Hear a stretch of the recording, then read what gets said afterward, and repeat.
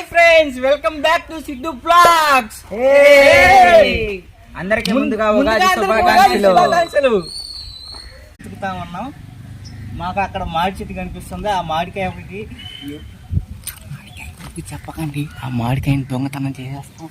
ఒక మామిడికాయ వస్తుంది. ఇలా చూడండి, ఇక్కడ ఒక యాప్ చెట్టు ఉంది. యాప్ పూత కావాలి కదా, మిగతా ఐటమ్స్ అన్ని చేసుకొని మళ్ళీ వచ్చే మంది చూస్తున్నారు. కానీ మా వీడియో అయితే సబ్స్క్రైబ్ అయితే చేయండి.